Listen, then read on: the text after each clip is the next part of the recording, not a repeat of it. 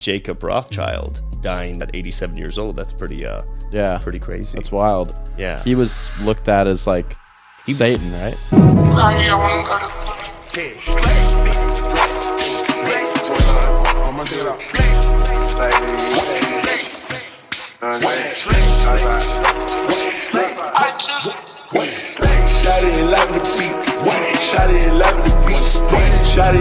Welcome to episode 4 of the Conservative Podcast. But before we get into that, I just want to give a quick shout out to our sponsor, Stealth GPT.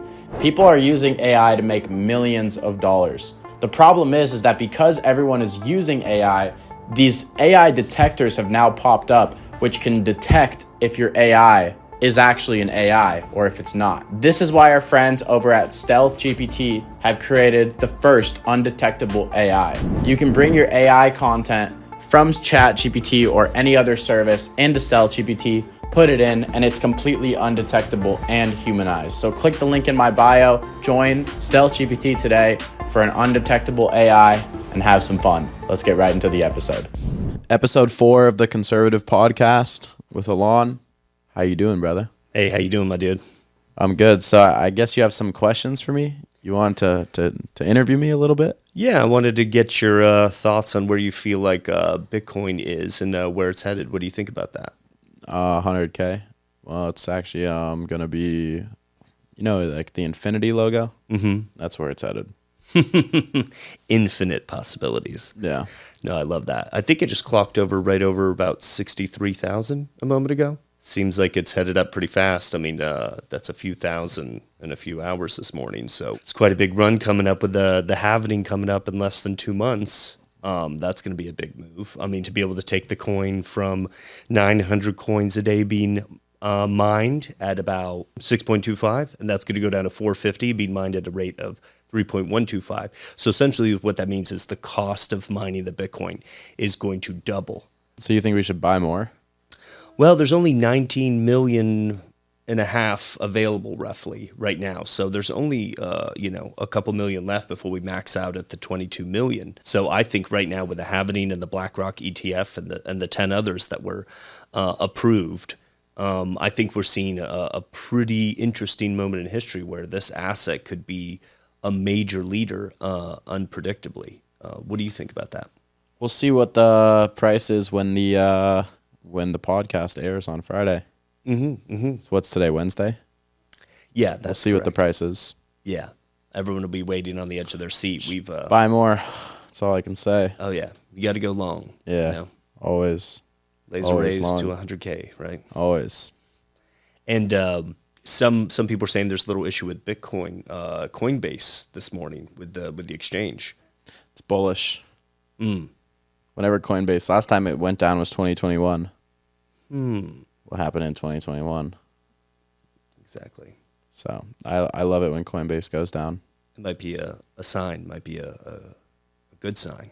Yeah, one of two ways, is a good sign or a bad sign. Mm-hmm. Just like Bitcoin could go up or go down, you never know.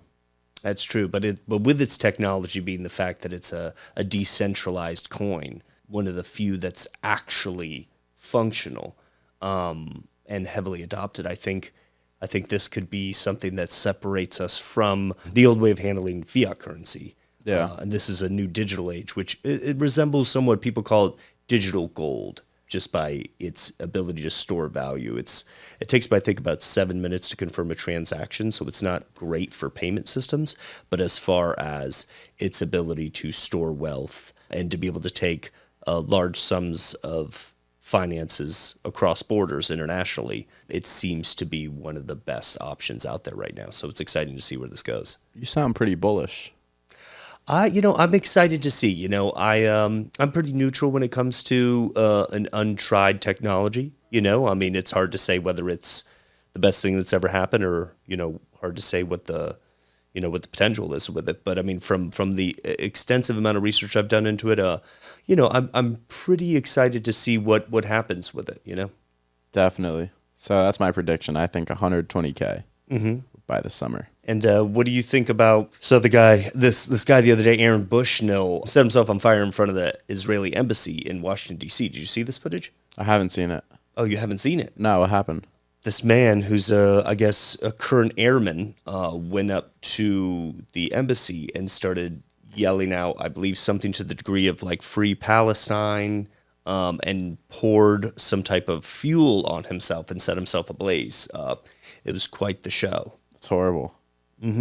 Pretty, Set himself on fire. yeah, I guess in protest. So he was. Oh, do you know why? Like, what caused him to do that? I guess it was his way of expressing his distaste for, the current situation. Why is this chair squeak? Do you hear that? Yeah, I thought that was someone in the other room. Could easily be. Could easily be.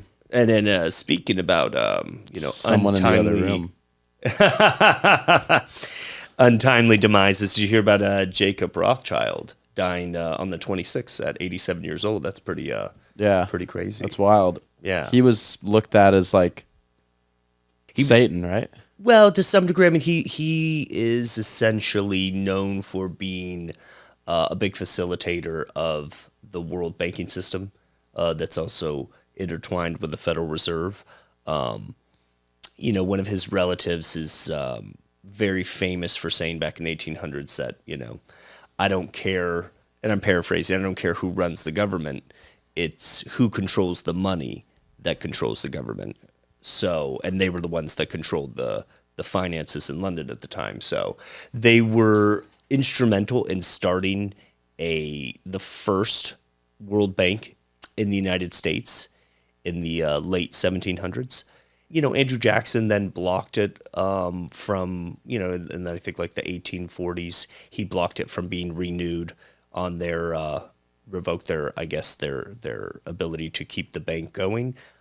Did not renew the charter, I believe, and then had another chance again in 1913 to then establish the third. For a long time, the Rothschilds have had a very strong hold in our financial system and really were the first ones to really centralize kind of almost a global financing system because they had their fingers in so many of these banks that were in so many countries that were then creating loans and were the main facilitator of funding. So they've had a long reign of controlling, and this kind of ties into the Bitcoin conversation because it can hypothetically free us from this current fiat system that we are now, quite a ways into, and most all fiat currencies in history have failed.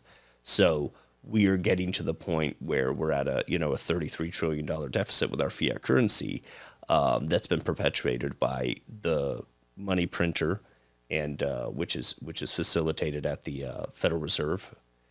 And now we have to decide: is there a new avenue that we step off onto a new finance system that is crypto based Or salt?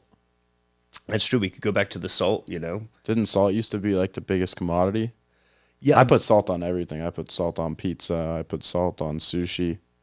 I'm not even joking either. Oh yeah, no, it's actually incredibly. I love salt. Oh, it's incredibly healthy for you, and it's actually very important for your ability to hydrate. Yeah, I have a salt. Osmosis. I have a salt deficiency, so that's why I need to do it. Yeah. Some people said you can be a little salty, but I think they were talking about something else. Damn, you're throwing shade over here at me. Well, they say I think the term being a man being worth his salt came from the days of the salt mine, I believe, where each man, depending on how much time they spent in the mine, they were measured by how much salt that they could mine. So that's kind of where that term comes from. Interesting. Yeah. So next time someone's feeling salty, maybe they're just worth their salt. My favorite type of salt is pepper. That's good stuff. Yeah. Yeah, I prefer the Celtic salt. It's got the Or cocaine. Never heard of it. Oh, yeah. But Me neither. But Celtic salt actually has I think all the minerals that we need. I believe it's like 98 to 102 minerals that the body needs. Does that come from the ocean? It comes from the ocean, correct. Oh. So, and then there's Himalayan salt that's pink that comes from the mines. I like the pink rock salt. I like the rocks. Jameson on the... No, not that, but on the rocks. With the salt in the mines in the Himalayas. All good things. Now we're talking. Oh, absolutely. I like your fit. Why do you always come in here and with these crazy fits that like you look like really good, and then I'm just out here and I look like a clown. Oh no, you're looking mad fresh. I love that shirt. It's very. Hey, I'm in the middle of a podcast. You want to say anything? You're on. Coinbase wallet. Oh, what are you calling about? You're on the podcast right now. Coinbase is crashed. Look at your wallet. There's no money in it. Coinbase has crashed. Breaking news. I'm getting another call. All right, I'm on a podcast right now. No, but look, bro. Look at your wallet. Sorry, dude. I'm sorry. You lost everything, bro. No, I didn't lose anything. I had nothing in it. No, it's all gone. I put on a ledger. It's all gone, man. All right, sounds good. Bye. So you heard it first. Coinbase seems to have crashed. There's a big frenzy today with how much the Bitcoin is running up. So assumably there's a lot of people signing on, logging in to try and make purchases. There could also be some technical difficulties. You ever heard of that song? It goes, "Don't worry, be happy." Oh yeah, that's a great song. It's actually the only song, the only a cappella to ever go #1 on the Billboard charts. Wow. Yeah. I like the Billboard charts, but the Billboard charts are kind of skewed though nowadays, you know? Yeah. Like you saw Kanye's album, they took it off the Billboard charts. Well, let me rephrase that. That's completely incorrect. They took it off the streaming services so that it would miss out on 3 days of gaining traction for the Billboard charts, but it still went #1 because it's Kanye West. Yeah, he said when they asked him about it, when he was like walking through the airport, I believe he said, well, you know, it's minimalism. It's simplicity. He prefers to just be on one platform since he's banned from pretty much all the other ones. And I mean, anytime someone's trying to ban somebody, you know, they're usually doing something right, you know.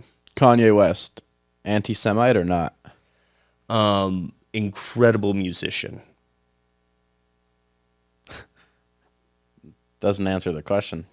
Well, I mean, I can't really speak for him personally. I think it's a little bit more of a complicated conversation. It actually kind of ties back into the Jacob Rothschild conversation of the banking system. That's all bull. Well, and he feels that no one knows, but he feels that there's a somewhat of a controlled narrative in the banking system that bleeds over into the entertainment system and the media system. So I wouldn't know. Yeah, I mean, I guess it would take some deep digging to understand his full perspective, but it seems like he's back and his music's better than ever. He's a very controversial guy. Absolutely. I think he enjoys being at the center of some heavy controversy. And have you seen all these robotics in these different restaurants coming up? You've seen, like in San Francisco, they got the robot barista making coffee, and then now in LA they've got the fast food restaurant that's like all robotics. No, I haven't.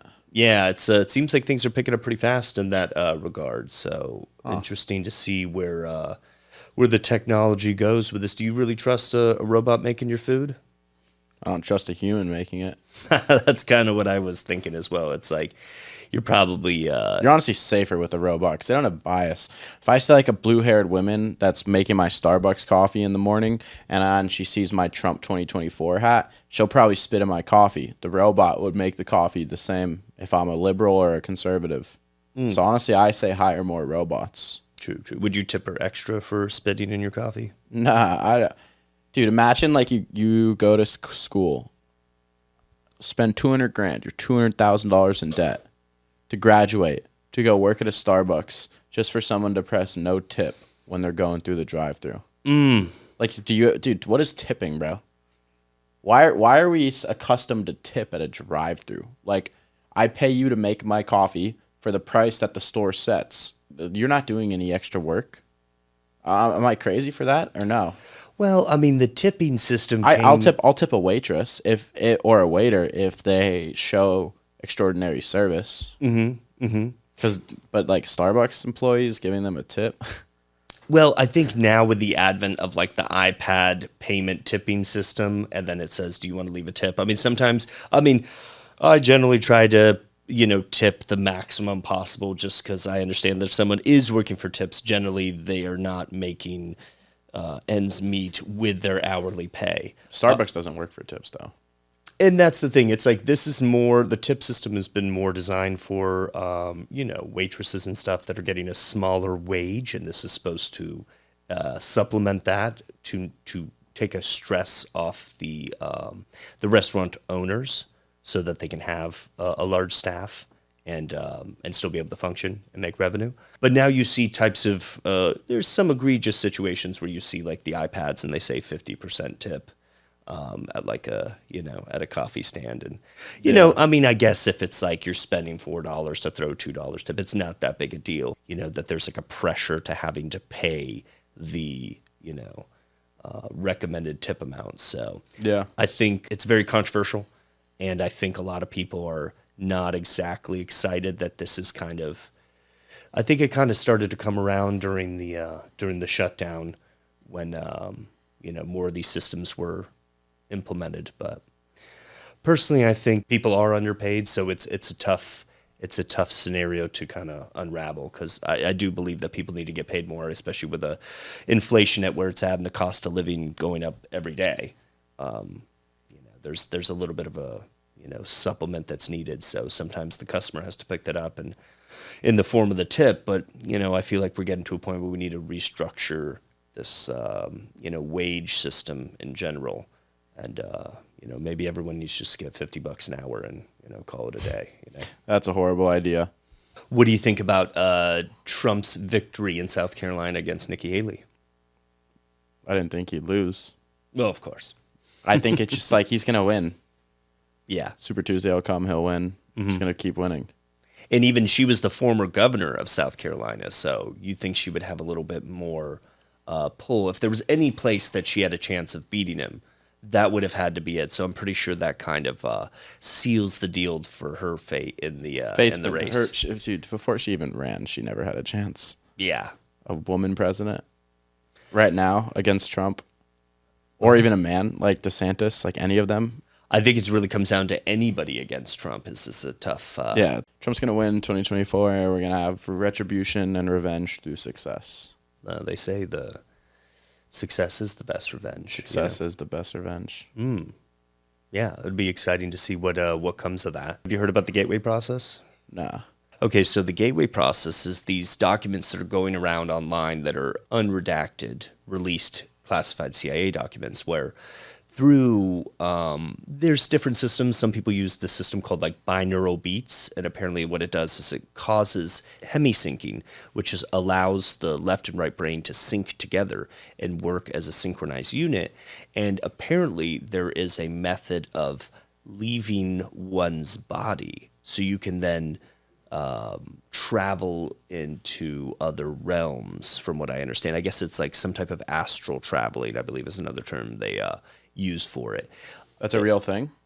This is something it's a document that's been released, and a lot of people have been attempting to make the process work. It'll be interesting to see what comes of that. Dr. Greer, I believe, has like spoken about it somewhat. He has like the documentaries about interacting with different alien life forms and energy sources, and he speaks of in his documentary of going into this meditative process where he's able to leave his body and travel into other realms. It sounds very interesting. I'd be down. Yeah, I'd try it. Matt Gaetz is saying there should be legislation for trading stocks. I've been said that. I put a tweet up, bro, like a year ago. Oh, really? And it went viral. Yeah, bro. Nancy Pelosi, and no one in Congress should be trading stocks. Yeah. No one in Congress should be trading stocks. Shouldn't be a thing. I agree. I mean, with their access to information and being able to influence mergers and certain approvals, I mean, they're going to get the information first. And not only are they getting the information first, but they have the ability to firsthand influence possible outcomes that then can affect those stocks. Well, Mr. Beast put that tweet up. Oh, really? Mr. Beast said it's outrageous that congressmen and people in the government are allowed to trade stocks because they have insider information, and who wouldn't use that? Mm-hmm. And Mr. Beast tweeted it, and then 4 minutes later deleted it. Really? And not only that, Nancy Pelosi's nephew manages Mr. Beast, works for the agency managing Mr. Beast. Mr. Beast got the call. I think people nowadays are just, no one can speak up. So the only way the country will actually get to the maximum capability of flourishing is if people start using their voice again, if people say what they truly believe. I agree. Everyone seems to be kind of under the wing of one of these big operations. Mr. Beast is based, but he'll never be publicly based. Well, I mean that company, the agency you're talking about, is actually owned by Disney, I believe. Really? This talent agency. So everything has like, these giant corporations have quite a long arm to control. Yeah. So anytime, like you said, I mean, Mr. Beast wants to speak his mind and say something freely, and then immediately, like you said, he gets the knock at the door and says, you might want to rethink that thought. But the good thing is we're not controlled. No. We're not. And that's the Conservative Podcast, episode 4. You heard it first. See you guys next week.